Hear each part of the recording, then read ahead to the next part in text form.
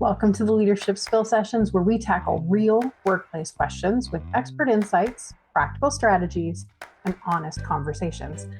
I'm Desiree Musselman, a certified leadership coach and trainer, and together we'll learn how to respond, not just react, to workplace stress, inspiring others, and lead with strategy and purpose. Let's check out our topic for today.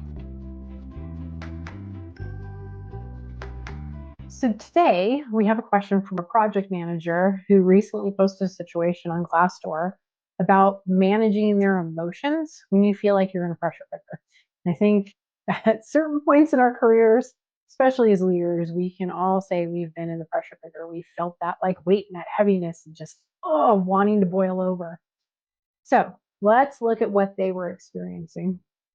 First thing that they're talking about is that they feel like they always have to show calm, no matter how frustrated or overwhelmed they are.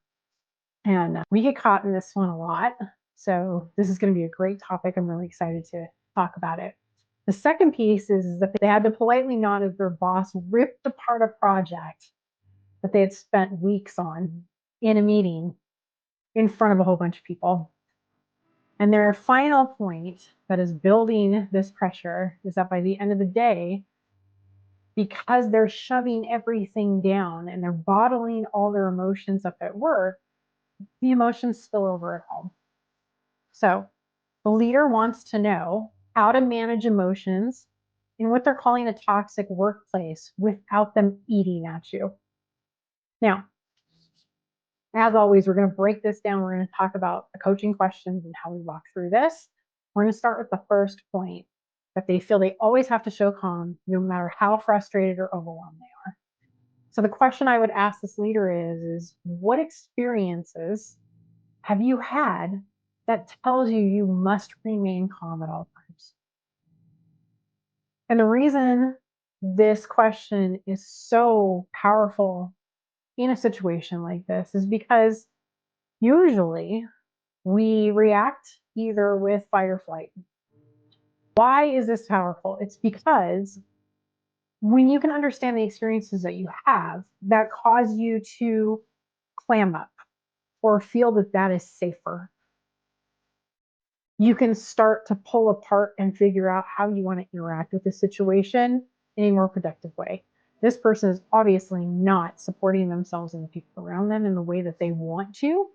So if you can understand those experiences that have given you that capital T truth of, I have to remain calm at all costs, if you can break that down, you can name that fear and tame it. Because usually this is an underlying fear. And this is where our out of date operating system that tries to keep us in safety is overprotecting us. If you spoke up and asked for what you need, what would be the worst that would happen? You don't know, but your brain's going to tell you it's going to be horrible. And usually it's not. Our brains like to blow things way out of proportion. So, number two was they felt they had to politely nod as their boss ripped apart their work in front of other people. And this is, my heart goes out. We've all been in those situations. And the question I would have would be, if you spoke up for your work or yourself, in that moment, what would it have looked like? Oftentimes, the way our brain protects us is by doubling down and replaying situations, especially negative situations that didn't go how we wanted, over and over and over.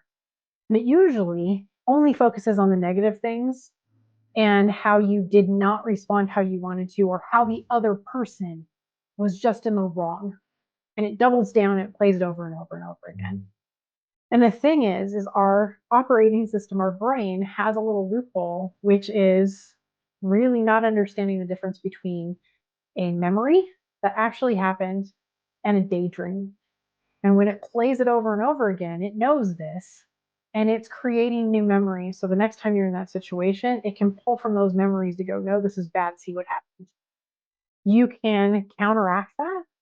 Instead of focusing on what went wrong, if I had this happen again, how would I respond?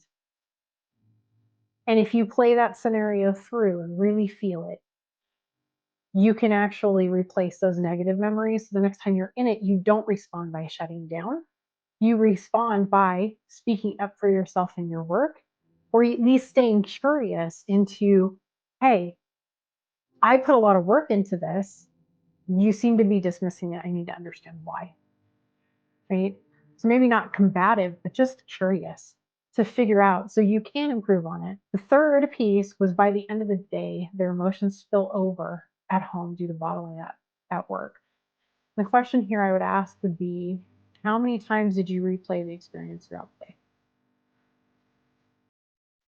When we feel that pressure cooker really starting to heat up, it's usually after the situation happened and we can't let it go.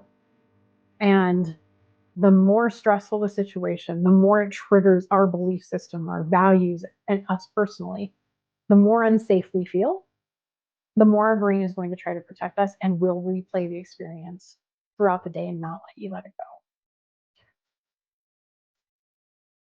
If that is happening, you will take it home with you. And it is not a forgive and forget kind of thing. Obviously, this is going to keep coming up. If you can stop the replays, though, your response will be more proactive versus reactive the next time you go into that situation. So really think about, how can I replay this? If I'm going to replay it, if my brain's going to make me replay this, how can I replay it in a way that's going to support me better? And then the final piece is answering your question, because this is a really tough one and this triggers a lot of people. And there's a lot of, we've all been in a situation where we have a bad boss that does things like this. And sometimes it's intentional, sometimes it's not. Sometimes we're that boss. But the leader wants to know how to manage emotions in a toxic workplace without them needing it, And the question that I was asked them would be, what is your definition of managing your emotions? And I'm asking this question because that's exactly what they're doing. They're managing their emotions. They're not feeling their emotions. They're not working through their emotions. They're not directly trying to affect the things around to control their emotions. They're managing them. And when you can find out what that definition is, they can really start understanding that often we equate managing emotions with shoving them down and ignoring them, not dealing with them for lots of different reasons. We're afraid we're going to blow up. We're afraid we're going to get in trouble. We're afraid of all these different things that our brain is telling us is bad, bad, bad if we let this out. And yes, you don't want to go off, go crazy and yell at people.